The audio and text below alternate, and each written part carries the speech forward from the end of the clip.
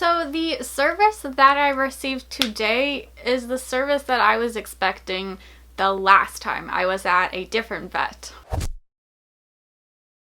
If you are new to my channel, or maybe you just haven't been watching my videos lately, then you would have missed that Aspen did go to the vet, and I did a video on it, so I will link that so you can go check that out. But basically, I went to a vet and I did not have a good experience with them. I actually later found out that that vet wasn't even an exotic vet, because they had no exotic vets in that day, but he didn't even mention that he wasn't an exotic vet. So recently Aspen has been losing fur on her face. When I first got her, she did have some face fur thinning, and I wasn't sure if it was anything because she was brand new to my home, and it wasn't too bad, so I kind of just left it, and it did eventually go away. After her broken leg, her face started to lose more fur. I'm not sure what it completely is. I kind of thought maybe she's allergic to the bedding, so I switched her out from KT bedding to Carefresh and then switched her back. I don't think it is mites in the bedding because Honey and Bumble use the exact same bedding and they don't have any mites. But I was thinking that possibly she could have carried mites dormant, which some animals can do that, and then when their immune system gets compromised, then they can start to multiply and then a breakout of mites can occur. So I thought it was a good idea to find another exotic vet and get her in. It was a little hard to find a good exotic vet that is experienced with hamsters. There's not a lot of people here who take hamsters to the vet, so it's gonna be hard to find one that's seen enough hamsters that they know certain things about them. Right away when the vet came in, I got a really good vibe from her. She was very friendly. She seemed to think Aspen was very cute and it wasn't silly to bring a hamster to the vet.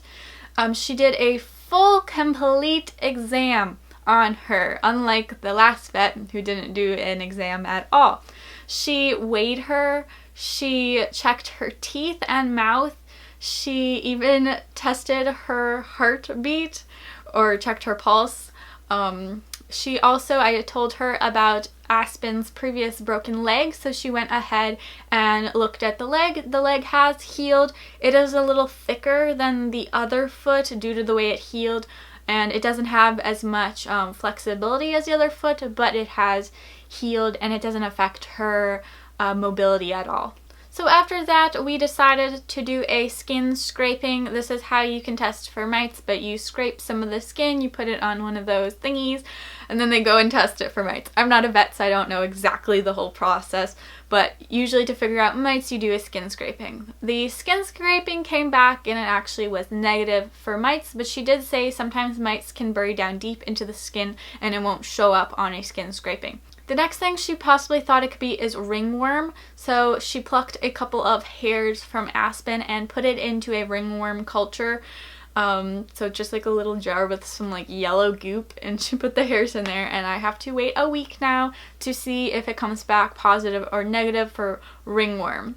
I was a tiny bit nervous for Aspen because of her previous experiences, and during her broken leg period I hadn't been holding her much because I was too scared that I was going to further injure the leg, so I wasn't handling her too much. So she has become a little bit nippy, but the entire time that the vet and the vet tech were messing around with her and like checking her teeth and her pulse and getting a skin scraping, she did so good. The vet tech had to hold her really still, and honestly I'm surprised that she didn't nibble or bite any of them at all, because usually when a hamster has to be held into a position and like they can't move, usually they're gonna try and bite because they don't want to be stuck in the same position. But she did really good, and I really liked how the vet tech and vet handled her as well. So because we have to wait for the ringworm culture to come back negative or positive, For the meantime, she's not going to treat it for mites until we get the results back.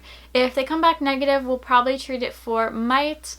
If it comes back positive, we'll treat it for ringworm. But until then, she just gave me some diluted betadine, and basically this is just a liquid that you apply onto the skin, and it can help minor skin infections. So this can possibly help. I'm supposed to dip it onto a Q-tip twice a day and wipe it on the infected area. In total, the bill was a little bit pricey, but I have no problem paying that when they did so much stuff for me today. The exotic exam only was $52, which compared to the last vet that I seen, they charged me $70, and they literally did none of the things the vet did today. I also paid $40 for the skin scraping, $40 for the ringworm culture, and then $12 for the betadine diluted. And with tax, in total, it came to $153. So it is quite a hefty bill, but it is worth it to help Aspen feel better. A lot of people in my last Aspen Goes to the Vet video said that this is why they don't take their hamster to the vet, because it costs too much. If you believe that, please don't get a pet, because it's important that they see a vet. Just because they are a cheap pet in the pet store doesn't mean their life is worthless. Doesn't mean they don't deserve vet care. If they are in pain and are suffering and need to be healed with medications, they need to see a vet. So I'm really happy with the service that I was provided with, and I most likely will be going back for any other hamster related issues in the future. Hopefully there will be none. Fingers crossed. But yeah. Anyways, I will make sure to keep you guys updated on Twitter and Instagram, so be sure to follow me there, because I'm going to let you guys know when we get the ringworm results. So yeah guys, thank you for watching. Bye!